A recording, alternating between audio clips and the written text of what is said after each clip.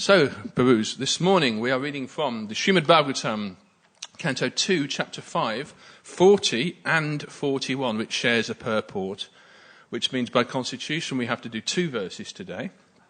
And also it's quite a long purport as well. Well, I say long, it's fairly long. So I guess we better move on swiftly. Can everyone see the board? Otherwise it's, you get the phone out or something. Okay. Let's see what I can do here.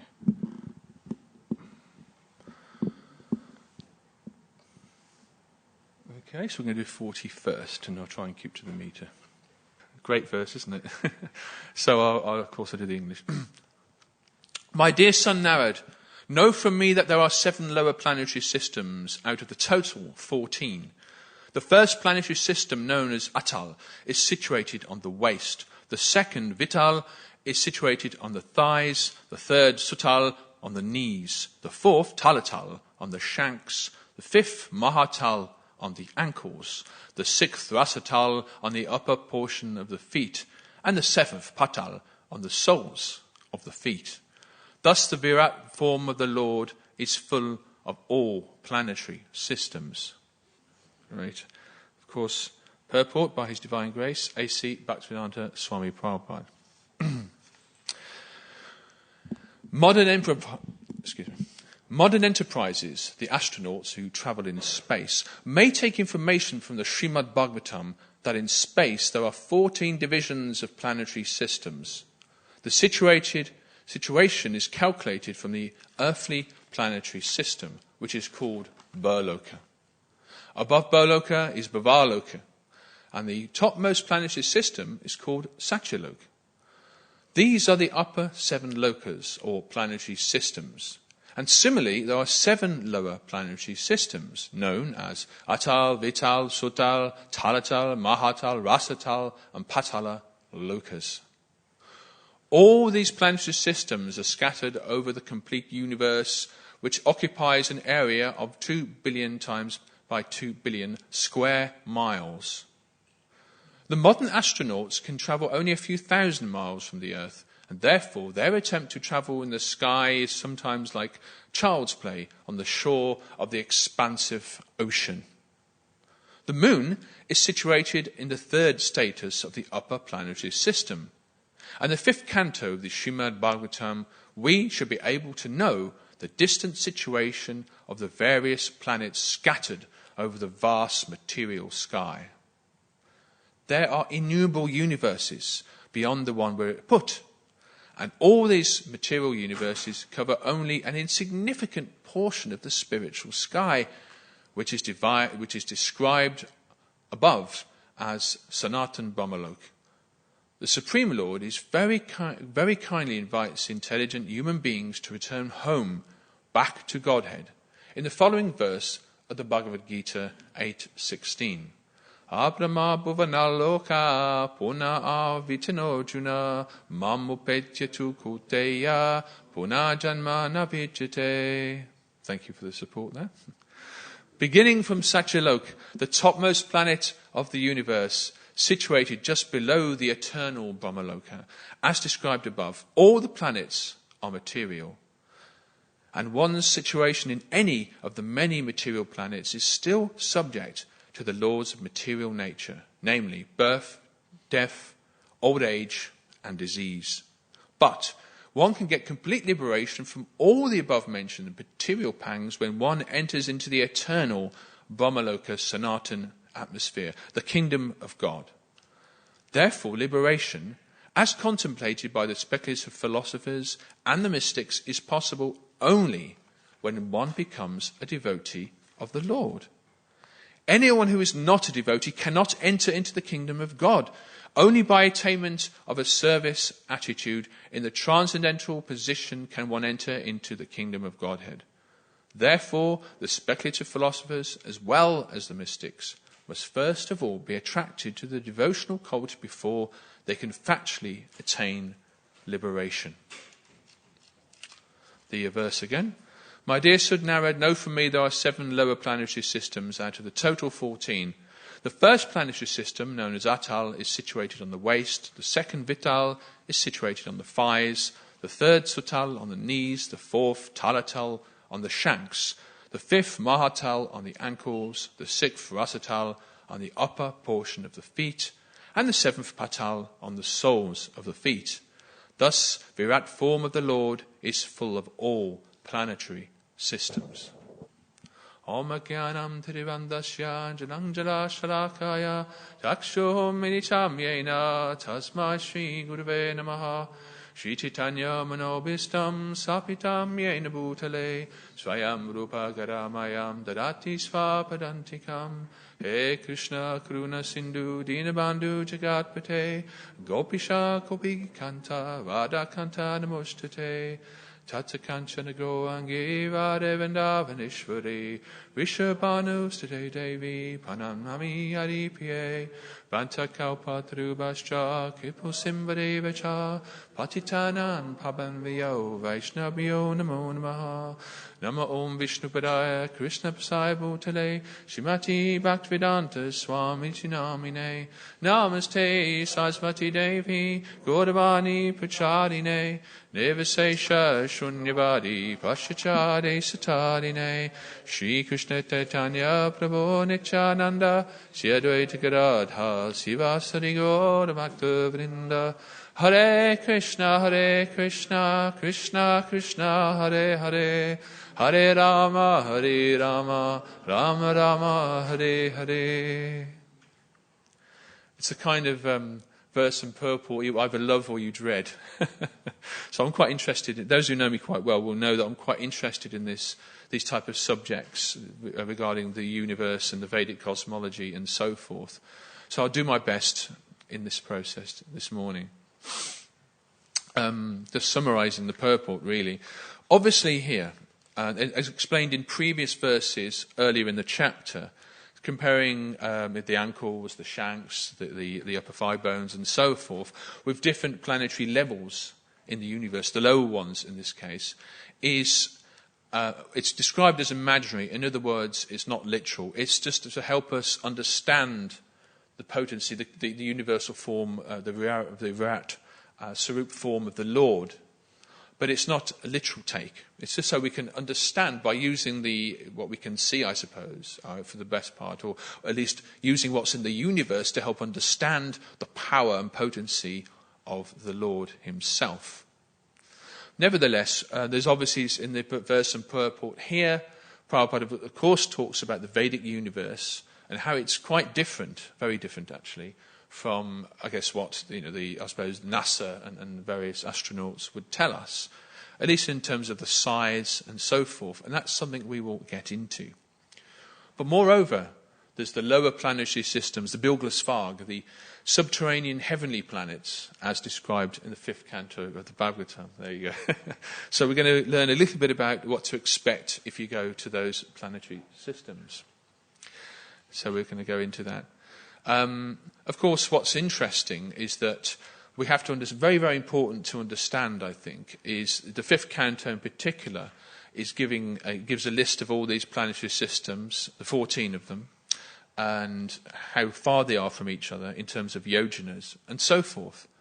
However, you end up with a very much smaller universe than the scientists would tell us.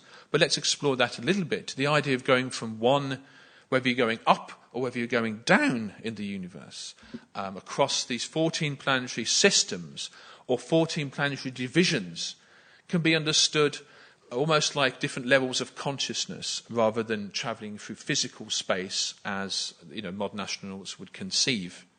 So what we're dealing with, Prabhupada often uses the analogy of one needs a visa to go to different planets in the universe. In other words, there's a certain type of qualification beyond the physical that is required. So to travel across the Vedic universe, to go up and down the 14 planetary divisions, one requires different, let's say, levels of purification, different levels of consciousness, higher or lower, as the case may be, but also transformations in time. We also understand that different parts of the universe experience time differently to us. We know that a day of Lord Brahma is a kalpa, 4.32 odd billion years passes simultaneously on the earth. So it's a transformation of consciousness in these different systems, as well as a transformation of time, and of course a transformation of one's body. For example, if one was to go to Lord Brahma's planet at the topmost planetary system in this universe, then the bodies are not made of gross matter like our flesh and blood, like us. The bodies there are made of pure intelligence, which is different, but there's form, even on the subtle levels. So transformation of consciousness, of spiritual realization, I suppose, purification, of time, but also the nature of your body also has to change. And there is life across the universe because the soul can live anywhere, even on the sun planet and so forth. Because the soul cannot be withered by the wind or burnt by anything. It is eternal. Therefore, the different souls, according to their karma, what they deserve and what they desire, can go in many, many millions of planets across this universe. And most are, in fact, inhabited as well. But of course, as Prabhupada indicates early on in his purport, he's saying, the modern astronauts can learn from this verse. What he's saying really is that this is actually how the universe is, and it's not as the modern astronomers would tell us, where the universe is conceived as this one big, almost like this one huge physical entity, and with huge, inconceivably large physical distances in between the stars. We're not denying that, but what we're saying is that the yogis, for example, the great yogis, and of course the demigods, experience the universe differently to us. Why? Because they're on different levels of consciousness, originate from different planets, and so forth. Just like, for example, if you were going to get a small insect, let's say we saw an ant walk across by Nishkinshana Prabhu there. Of course, Nishkinshana, being a sadhu, wouldn't hurt the ant. He would probably take the ant somewhere, even feed it some prasadam or something. Who knows what would happen? Who knows the mercy of the devotees? But the point is that small insect's experience of the universe is very different to ours. So similarly, we are like insects when compared with the demigods. We judge the world according to our five senses, and it may not be correct. In fact, the modern astronauts haven't, of course, even Prabhupada himself gives reference to this. The modern astronauts haven't been and cannot, in these gross bodies, go very far from the Earth. Maybe Prabhupada says a few thousand miles maximum. What to speak of a much, much larger universe. So tough luck to all the science fiction movies and things like that. More or less saying that it's, in the gross body at least, it doesn't seem to be possible to go that far. Of course, when it comes to subjects like the moon and the sun, we also understand that in the Bhagavatam, the moon is ranked higher than the sun, which is quite controversial. But it's not necessarily talking about physical distance, but rather the transformation of all the things, consciousness, let's say, or the distance experienced, let's say, by the subtle body between these planets, is that the moon is actually a higher ranking, if you like, than the sun. So it's easier for a yogi to get to the sun than it would be for the moon, for example. So in Bhaktisiddhanta also says it, Prabhupada of course says it, that the moon is very much quite a high-ranking heavenly planet. So it may be physically, the NASA or whatever may tell us the moon is quite physically close to the Earth, but actually, one has to be pretty well qualified to get there. However, what does Prabhupada tell us towards the end of his purport? More or less saying, actually, it's not our objective to travel across this universe as yogis or as great mystics, one lifetime after another, or even in this lifetime if we had the power. Rather, the point is to get out of here.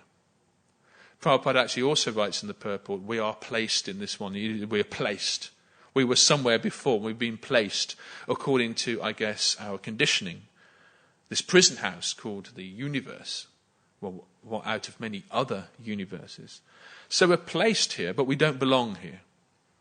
We don't belong in this temporary world. So whether we do spend some time in the heavenly planets or the lower planets, time is relative, and sooner or later we're going to have to die. Well, the bodies will die. and therefore the whole idea is to get out of the cycle of birth and death, which can be only achieved through devotional service to the Lord. And of course we all know that very well. This vertical element of the universe, which is described in the lower planets, which we'll get into very soon, has been discussed by the TOVP, the Temple of the Vedic Planetarium team based in Mayapur, along with different strains of the Bhaktivedanta Institute, especially the Bhaktivedanta Institute of Higher Studies based in Florida, which was established largely actually by Sadhuputta Prabhu. And they're kind of in discussions about these kind of issues, how to present this in Mayapur, which hopes to be open in a few years, actually. So there's a lot of discussions going on about trying to address some of the things I've been trying to say and how to present that to the public. Of course, that's the difficult bit. It's kind of very, very interesting. Also, not only would they be discussing the Bhagavatam, as, of course, Prabhupada wanted, but there's also explanation, looking also into the Surya Siddhanta, or the Siddhantic, or the Jyotish Shastras, which actually have more in common, if you like, with the modern conception. And the question is whether or not these Siddhantas can actually undertake the role of forming like a bridge between the two traditions, the modern physical way of looking at the universe and the Puranic way of looking at the universe that we've been discussing today. So that's quite interesting. So turning to the fifth canto of the Bhagavatam, we can understand there are different models, aspects of the universe and the earth that are described. The mountains of Central Asia combined with the perception realms of the demigods, and even the solar system and the earth as a planisphere. But that does bring us to the multiple meanings sometimes that Sanskrit words have. Sometimes one Sanskrit word in Sanskrit can mean something, fine, it has that meaning. But depending on the rest of the verse, depending on the context, meaning can be slightly different. So therefore, the idea of you just have one Sanskrit word and you say, okay, that means that, end of story, is actually not how Sanskrit works. You have the context of what the word that follows it and so forth, which is quite... For example, the word patalalok, which is described here as the lowest of the 14 planetary levels. Some traditions, of course, it's a different planet as a loka. It's a different planet in the universe, or one planet on that level, let's say, a representative of the lowest planets. But also it can sometimes mean an underground, subterranean realm, and sometimes even places on the earth which perhaps are related to Patalaloka, or from where these underground realms can be accessed. Because the universe, the Puranic universe, is very different to the way that we are told, or the way that we understand with our senses. Everything is relative to perception. If you are looking at these things from a multidimensional or whatever subtle way, the demigod way, let's say, of seeing things, then of course they can see things we cannot. They can see Mount Meru, we cannot. Prabhupada could see Mount Meru, actually. Interestingly enough, there's some Leela there. So the universe is quite different, but the purport does spend quite a weighty amount of time describing the lower planetary systems. We've been discussing a little bit about the higher planets, haven't we? Mahaloka, Janaloka, Tapaloka, Satyaloka. And these are destinations, desired destinations of the mystic yogis and the realms of demigods and so forth. But actually there's ones that are regarded to be lower as well. And I'll read what it says in the 5th canto, chapter 4, verse 8 about that. In these 7 planetary systems, talking about the lower realms now, which are known as the subterranean heavens, there are very beautiful houses, gardens, and places of sense enjoyment, which are even more opulent than those in the higher planets, because the demons there have a very high standard of sensual pleasure, wealth, and influence. Most of the residents of these planets, the Daityas, the Danavas, and the Nagas, live as householders.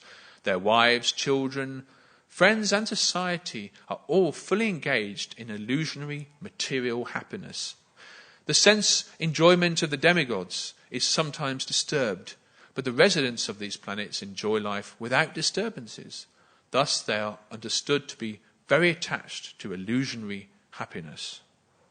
The first thing that strikes you here is that even though they are regarded as lower planets, it doesn't mean they're not having a good time. They're enjoying their senses millions of times more than we are, actually. However, it's godless. It's godless. Just like, for example, I suppose you could say go even today on the Earth, as a minor example, I suppose. Someone could go to a place which is very, very, very nice, a Hollywood house somewhere, I don't know, in Bel Air, and there's a swimming pool on the roof and a big Cadillac in the front, or whatever they drive now, in a big Bentley, and the materially they're very, very opulent, but they're very much, this individual, this hypothetical individual is very much into themselves, and they are godless. So you can be materially opulent and very wealthy, but spiritually you're going south, or down, as the case may be. You are materially opulent, but spiritually redundant. Whereas you could have in society someone who's living very, let's say, in a tribe somewhere in Australia or Africa, where they are not, they don't have anything material to show, but spiritually or culturally they may be in a superior position to that other person, I described. So it's a bit like that, comparing the Earth or the heavenly planets to the lower planets. In other words, they build great cities, great opulent things. Maya Danova is in charge of much of it. It says here, in fact, the imitation heavens known as Bilgeswag, there is a great demon named Maya Danova, who is an expert artist and architect. He has constructed many brilliantly decorated cities. There are wonderful houses, gates, assembly houses, yards and temple compounds, and hotels serving as residential quarters for foreigners. So they even get, obviously, visas, and they visit each other's realms. The houses for the leaders of these planets are constructed with the most valuable jewels, and they're always crowded with living entities. Shishirada Goklananda Ki Jai, Sitaram Hanuman Ki Jai, Shishigoni Tai Ki. All in all, these imitation heavenly cities are most beautifully situated. But they're imitation. What does it mean by imitation? It means they're not real, but it actually also means something else. It means that there's no sunlight. They get no natural sunlight because they're all technically underground, whether accessible through underground in the Earth or underground in their own respective planet. But it's described they do not receive sunlight, natural sunlight. They're out of touch with nature. So all their opulence, all their light is artificially lit, just like, I suppose, again, a kind of an earthly modern example. If you go to a shopping centre or something like that, it's all artificially lit, and it's quite nice and clean and opulent in some respects if you go to a nice one. But it's artificial. It's man-made, so to speak. It's not made by God. It's not made by nature. So we can see that even with our modern way of living, we can see that there's kind of a slight direction in that. But it doesn't, this kind of modern lifestyle does not make people any more pious, actually. And certainly puts people out of touch with nature, actually. And spiritually perceptive people can actually know that. But of course, despite the, I suppose you could say, the superficial opulence of these different lower planets, different lower realms, still they're regarded as lower. They're places of ignorance, and they are trapped. They are doomed to be trapped in the cycle of birth and death. And it's very, very hard to become liberated from these situations. It's hard enough for us, or hard enough for me. So how hard would it be to someone who is exposed to constant material enjoyment and distractions, where basically almost everyone is an atheist, but also they are so much immersed in themselves and their own creations, their own artificial heavens, where there is no disease. They may have conquered disease and so forth through their own means, their own technologies. But still, these places are ultimately going to bring one down, you see. There's no bhakti there, in other words. So let's look at some of these lower planets as Prabhupada lists in the verse and purport. So Atal. So basically the one that I suppose is like the first one, the first of these 7 lower planets is listed as Atal. There is a demon who's the son of Mayadanava named Bala, who's created 96 types of mystic power. Sometimes some so-called yogis and swamis take advantage of this mystic power and cheat people even today. In other words, having a little bit of mystic power isn't necessarily a sign of piety. One may have attained this mystic power through birth or through some form of austerity, but it doesn't necessarily mean it's spiritual, and it's certainly not bhakti. Prabhupada writes actually that one can actually be deceived. But if a man enters the planet Atal, there's women there, beautiful women, who capture him and induce him to drink an intoxicating beverage made with a drug. The women enchant him with attractive glances, intimate words, and smiles of love, and then embraces. And then they use him to their full satisfaction. The man there thinks himself stronger than 10,000 elephants and considers himself to be most perfect. Indeed, illusioned and intoxicated by false pride, he thinks himself God, ignoring impending death. In other words, materially he may be considering himself very, very great, a miniature god of some type, and with all these women praising him and so forth. But let's say it's spiritually very, very distracting for him. And at the time of death, a very, very difficult time for people in these realms. It's terrifying for them. It's a bit like you imagine you win a ticket. I say to Sankirtan Priya Prabhu, okay, I've got a ticket here, you've won a prize. And in that prize, you get like luxury holidays for 10 years. But on the final year, you've got to be tortured or something like that in hell. So, you might enjoy the first 9 years. But what will happen is, in the last month or so, you're going to be looking at the clock and you're going to be thinking, oh dear, I've made the wrong type of investment here. In other words, I had a good time, yes. I went on my world tour, on my Caribbean cruise or something like that. But now I'm terrified. Time's running out. And this is when death suddenly comes to these beings, these asuras and nagas, quite suddenly. And this is where they fear, because they know they haven't led pious lives. And they're scared of death because they're attached to their life and to their opulence. But they've got to let it all go. The next planetary system category down is Vital. Prabhupada writes here, wherein Lord Shiva, who is known as the master of gold mines, lives with his personal associates, the ghosts and similar living entities. The demons who live on that planet with their wives decorate themselves with various ornaments made from gold, thus Lord Shiva's gold, and thus they live there very, very happily. The belief that is Sutal. Now, Sutala is Bali Maharaj's realm. Now, Bali Maharaj, we all know the story of Bali Maharaj, and I don't have the time to go into that. But, of course, he was the grandson of Prahlad Maharaj. So, therefore, he had inherited the universe. But, of course, Lord Vamanadev more or less turned at Bali Maharaj's palace and said, look, okay, I'm a Brahmin. And actually, Bali Maharaj had inherited something from his father and his grandfather, Prahlad. He inherited this great respect for the Brahmanas. He was a pious man, actually, Bali Maharaj. Although he was from what you would call a demoniac lineage, because his great-grandfather, of course, was Hiranyakashipu. So the demigods were quite insecure, really, about the idea of you've got like people from that lineage controlling the universe. So Vamanadev says, okay, you want to respect me as a Brahmin, I'll come to see you. Just give me 3 steps of land. And we all know the story. Vamanadev, through his mystic power, being an incarnation of the Lord, takes 3 steps.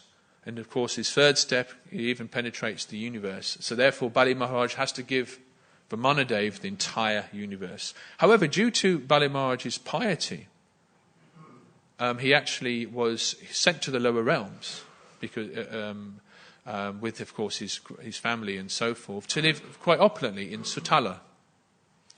And Prabhupada writes, even now, Bali Maharaj engaged in devotional service from the planet of Sutala. So they do, the Suras do not any longer rule the universe as they did, of course, in the time of Hiranyakashipu and so forth. Beneath that is Talatal, which is Mayadanava's realm, a great sorcerer and an architect. Lord Shiva actually once destroyed 3 of his flying cities that he'd created. And he's also, Mayadanava is believed to be the person who brought incidentally, the tradition of the Suya Siddhanta to the earthly realm. From then onwards, of course, Talatal is, as you can imagine, if it's presided by Mayadanava, the great architect, we can only begin to imagine how opulent it would be, at least from a material point of view. Great, great architectural achievements and vimanas and all sorts of things we would expect to find in Talatal. But then we start going below, we start going lower, and things start to become a little less pleasant, I think, as we go down. Mahatal is the abode of many hooded snakes, for example, who are always very angry. The great snakes who are prominent are Takshaka, Kaliya, and Trishena. The snakes in Mahatal are always disturbed by fear of Garuda, the carrier of Lord Vishnu. But although they're full of anxiety, they nevertheless sport with their families, friends, and relatives there. Below, Rasatal, going below, is the abode of the demoniac sons of Diti and Danu. Of course, those living in Hiranyapura, they are all enemies of the demigods and reside in holes. They almost because they live underground, they're compared to snakes. From birth, they are all extremely powerful and cruel and selfish. So it doesn't sound like the greatest place. Of course, at the bottom is Patala or Nagaloka, where there are many demoniac serpents ruled by various leaders. The chief among them is Vishuki. They're all very extremely angry and have many, many hoods. These hoods are bedecked with valuable gems, and the light emanating from the gems illuminates the entire planetary system of Bilgasvarg. So below that, even below Patalaloka in the universe, then it gets into what we call the hellish planets, which is not described here, so I won't have the pleasure of describing some of the hellish punishments. I think there's about 14 hellish planets described in the Bhagavatam. There's probably a lot more, but it gives you a general idea of what to expect. And of course, if you notice, these lower planetary systems are graded, closer to hell than the Earth is, because they're on their way down, you see. And so one has to be very careful. So I'm not recommending one takes birth in any of these subterranean realms or these lower planets, although attractive to a materialistic person as they may be, some of the higher ones, like Atala and Sutana. But nevertheless, it's not our process. Because they are going to be stuck in the cycle of birth and death, lifetime after lifetime after lifetime. And of course of all the sins they're accumulating when they're doing this, sinful activities, and something has to happen. In the law of karma dictates that they may well, have to be punished in hell. And again, missing out the gory details of that, because it's not mentioned in Prabhupada's purport, all kinds of hellish punishments for their crimes. But finishing perhaps on a more optimistic note, just chant Hare Krishna and be happy, really. How about that? But actually, going back, if you're going now in the lower regions of the universe, if we go back to the top again, back to Satyaloka, of course, is Lord Brahma's planet. We've made this big transformation, you'll notice now. Of course, there's just below there's Tapaloka, and people who have performed great austerities take birth there. Janaloka, for those who've been celibate and so forth, a great place conducive for meditation. And Mahaloka, ideal for meditation and further progression in their spiritual lives, where rishis and sages have performed great yagyas, often performed there. Satyaloka, which is where within the average kind of category of heavenly planet which would include Lord Indra, is there. Below that is Bhavaloka, which means like the higher earths, those that are just above Earth, Bhavaloka planets. And of course the Bhuraloka category, of which we are currently placed. The good old Earth, as you say. So, in other words, what we'd find in the higher planets, like I described, Tapaloka and so forth, is piety, devotion to Lord Vishnu, but we can make the mistake of worshipping, let's say, focusing, let's say, not on Vishnu Tattva, but trying to attain heavenly planets through mode of goodness activities, through austerities and so forth, and yagyas, mode of goodness, but ultimately for material benefit. In other words, karma kanda, where one aims to attain either higher birth or a more material higher birth in this world, or even in this lifetime, through our work, through our karma kandic work, or perhaps the best a karma kanda person could attain would be, let's say, a higher birth on a higher planet within this universe. However, it's very dangerous, because you could go and take birth in a higher realm due to your mode of goodness activities, but then again, can be quite distracting if you're you're motivated in a material way. You very, very quickly take birth again on the earth. So after 10,000 years or so, end up back on the earth again. And after that, a few thousand years in a heavenly planet, it wouldn't seem like that to you, but that's how time would pass there. You end up back on the earth, and you realise that you're right in the middle of Kali Yuga or something. So, recommendable? I don't think so. It is better, actually, to remain and take birth on the earth during the golden age of Lord Chaitanya, where, of course, there's access of, course, the chanting of the holy names and so forth. That's why Harinam is important, isn't it? We instigate, and of course, the distribution of Prabhupada's books and so forth, because we're part of Lord Chaitanya's golden age, which makes, for many pious demigods, makes the earth more attractive, actually, than the heavenly planets themselves. Because it's like, from their perspective, it's like a back door or kind of a cheap visa, let's say, to the spiritual world. Heavenly planets, too much enjoyment, can be. Hellish and lower planets, either too much enjoyment or too much suffering. Here you kind of got that balance, actually. Enough suffering to remind us that we should be getting out of here. But then again, there's also enough, because of Bharat Vash, actually, enough spiritual knowledge. There is that tendency, that dharmic tendency for human beings to worship and to seek a spiritual life. So I will end there to exactly 8:30. Oh, good. That wasn't intentional, but I'm quite proud of that, actually. So, has anyone got any questions or comments on what we've been talking about this morning? Or corrections, actually? Hare Krishna Prabhu. Hare Krishna. Thank you for the fascinating discourse.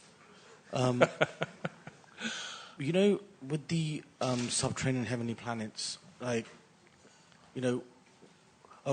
twofold question. So, what kind of karma does one accrue to get there, because it's really good in one level? And what's the difference in the karma one accrues to get there and to get the heavenly planet? Because, generally, you do piety, and that, elevates you and, may also translate into better standard of living as well. Yeah. Whereas they also have a very good standard of living, but it's but they're there. And also, once you're there and you die, then do you descend to the next lower planet and the next lower planet till you get to the hellish planets? Or, okay, right. Is it you have to go through that cycle of those hellish planets before you then come back? Okay, I'll answer your last question first, because that's the one I find easy to answer. First of all, that everyone is individual, even in these different planets, although the tendency of people who take birth there is going to be perhaps similar to other people in their particular city and realm. But nevertheless, they're still individuals. So again, wherever that people take their birth on whichever planet or whichever realm or city or family, according to their karma, as individuals. So it's not that everyone who passes away in Atala, for example, all go to the same place or anything like that. It would depend on how they live. It's possible, for example, to take birth in the subterranean planets and then come back to Earth again. Or it's possible to go from one of those to another one. It depends. So I think it's complex. I think it's more than that. But as far as I understand, but please forgive me if there's some better answer to that. But as far as what type of people on this Earth take birth in the lower planetary systems, given that materially they're really great places, which would suggest some type of good karma, and yet they're godless, which would suggest something else. I mean, what I have to say to that, maybe someone else more learned than I can give a better answer to that. But my understanding is you can perform acts in the mode of goodness, but there are atheists who perform acts in the mode of goodness, charity, for example. But there are charity people or vegans or vegetarians, people who have that kind of that cultured, mode of goodness style lifestyle who hate God. I've met people. Have you ever met people like that? You probably met it on book distribution. You get someone go, yeah, mate, I do this, but religion or God, no, I hate that. You get people like that, or even someone who is, for example, very materially, let's say, educated. But ultimately, their conclusion is that there's no God and so forth. So perhaps that would be it would seem to be a befitting destination for people like that. But I don't know. Does anyone else have anything to say about that? Another example is a demon may perform austerities, and then like Hiranyakashipu is an example. So if you just perform austerities, you can go to these planets and maintain your demoniac nature and enjoy. And it's, in the actual canto, it says these planets they're superior in terms of enjoyment and opulence than even the heavenly planets. So it's a place to go. Well, what's interesting, Hiranyakashipu and Ravana, and even Kumbhakarna actually, and there's been quite a few stories in the scriptures of people who are demons who perform great austerities, right? Standing on the tip of his toes for 100 and something years. And so, in other words, have got this ability, great yogic power, but ultimately are demons. So you could say that austerity or fasting or self-control or controlling the breath are kind of like, there's some type of credit or material credit that goes with that. And indeed, Hiranyakashipu himself was able to attain great credit. But it doesn't mean that it's back to yoga. It doesn't mean... So that would be... In fact, if you look at which planet is it now? I shall remind myself, Prabhus. Rasatal, which is it's people who are enemies of the demigods, and they reside in dark places. But ultimately, they are demoniac sons of Diti and Danu, and so forth. Yeah, so there is a connection there between. Is that microphone just there, or? It's leaning there on his leg, and I thought you were going to use it, but I can see there's a few questions here from our... I was going to use it, but there's a better question. We'll do them first. We'll come back to you. Yeah, sure. Yeah. How about that? Hare Krishna Prabhu, thank you for a fascinating class. My question was: it doesn't seem that consciousness is linear, going from the top to the bottom, because you mentioned even Bali Maharaj's in Sutala. So I was thinking, then what does that mean for people who are Earth and on planet Earth, and what their consciousness is like? And then the second question was that if, like, bottom subterranean planets are not the hellish planets and there's another 14, does that mean like there's 28, or are these hellish planets more just around good point. I got you. Experience in terms of suffering? Okay, I'll answer your last question first. There were 14, let's say, types of hell mentioned in the fifth canto of the Bhagavatam, but they're all kind of described as being Narakaloka, actually, just kind of on the same level. Each level, there were more than one planet, but it's like a level of type, a planetary type. So you've got one level described as the hellish planets, and then above that you've got 7 lower planets, the Earth, of course, and then you go up to the... Do you see what I mean? Is that okay? In other words, you don't have 7 layers of hell like you're doing in Dante's Inferno or something like that. But there are certainly many, many types of hellish planets within that level. What was the middle question? It was just about level of consciousness, because I thought you'd from like being at the topmost, you'd have the highest consciousness, and Satyaloka going down to the very lowest planet, you'd have the lowest consciousness. But then, like Bali Maharaj is on. So there's an anomaly, isn't there? Interestingly enough, actually, Prabhupada's purports, and in fact the text of the fifth canto in particular, when it gets to Sutala, it talks about it in much more detail, because it's paradoxical that you're going down, and yet you get to Bali Maharaj, who is actually a very pious individual, and in fact he's glorified by the Srimad Bhagavatam, and it is paradoxical, and he's still there now, according to Prabhupada's purports. Now, where he goes, but you've also got to remember that Bali Maharaj is not the only resident there. He has assumably his extended family or whatever, and his residents and his citizens are there too. I cannot comment on their consciousness, but all I can say about that is that it's ranked as lower because Bali Maharaj was sent down from the heavenly planets, because that was the demigods wanted it that way. The demigods had lost control of the universe to Hiranyakashipu, who had burnt the temples, killed the cows, killed the sages. So their family lineage had a bad reputation. Of course, that was relieved by the leadership of Prahlad Maharaj and his son, who was also pious. But he's the son of Prahlad Maharaj, whose name I cannot remember, begins with the V. He actually, he was actually himself was a great devotee of Lord Vishnu. But what he did was, he wanted to concentrate on Vishnu, but he displeased the demigods actually, because he said, okay, close down all the Shiva temples and all the other temples. We're only going to have Vishnu temples. And the demigods felt threatened by the natural order of things. So then Bali Maharaj, although pious, I think by my understanding is by that time the demigods felt that they wanted to kind of start afresh. But it's interesting, it is paradoxical there. There was a third question you had, but maybe that might have covered it, I think.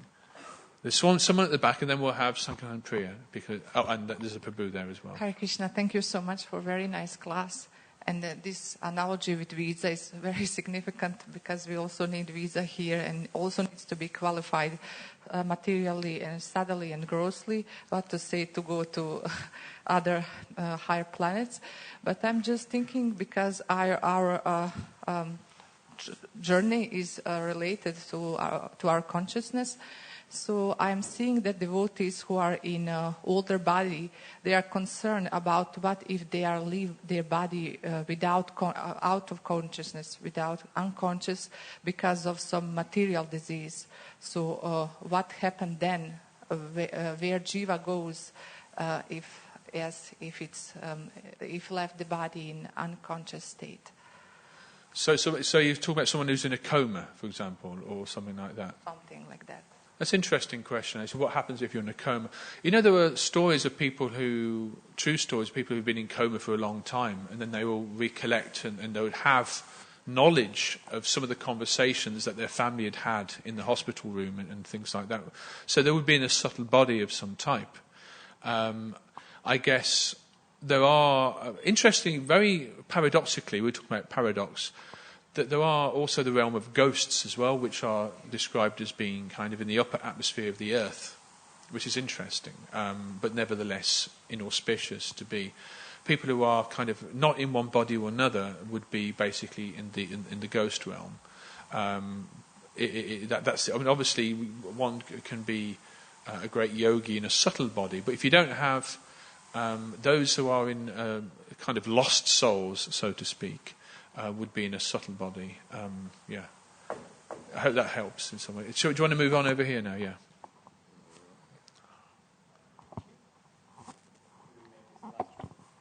Last one, and then if you wanted to... Okay.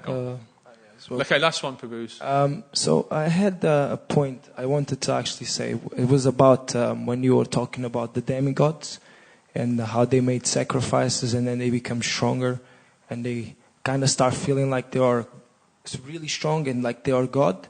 I just wanted to make a point because lately I've kind of been going through something similar.